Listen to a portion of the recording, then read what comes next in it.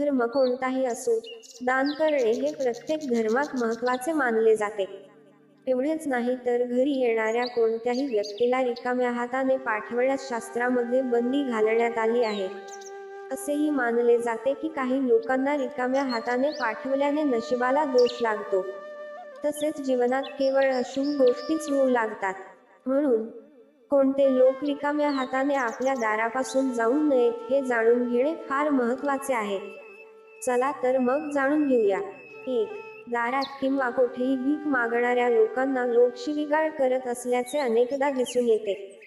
परंतु जर आपण धार्मिक ग्रंथांवर विश्वास ठेवला तर तुम्ही कुणाला दान द्या किंवा न द्या, कुणाला शिव्या देणे अजिबात योग्य नाही. असे केल्याने आपले संचित पुणेही नष्ट होते. त्यामुळे धार्मिक शास्त्रानुसार कधीच दारात मागणाऱ्याला रिकाम्या हाताने पाठवू नका. तुमच्या क्षमतेनुसार जे काही दान करायचे ते करा. जर तुम्ही ते करू शकत नसाल तर कधीही त्याचा अपमान करू नका.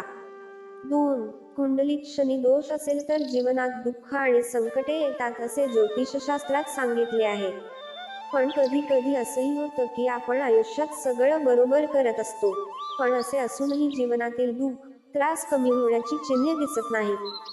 त्यामुळे तुम्ही तुमच्या दारातून कोणत्याही गरजू व्यक्तीला रिकाम्या हाताने परत पाठवत आहात की नाही याकडे लक्ष द्या. 3. ज्योतिषशास्त्रानुसार किन्नर हे बुध ग्रहाचे प्रतीक मानले जातात.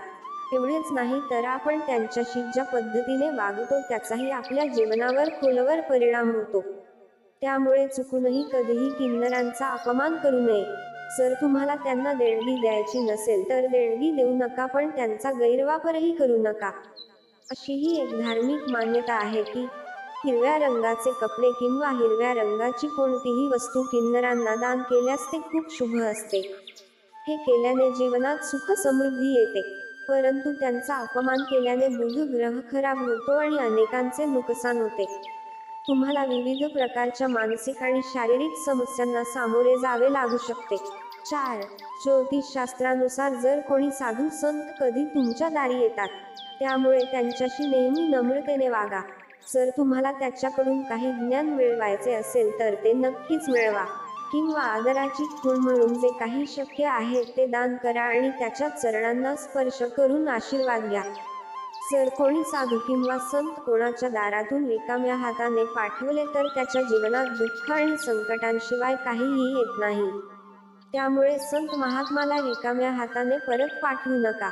मित्रांनो, जर तुम्हाला हा व्हिडिओ आवडला असेल तर व्हिडिओला एक लाईक करायला विसरू नका.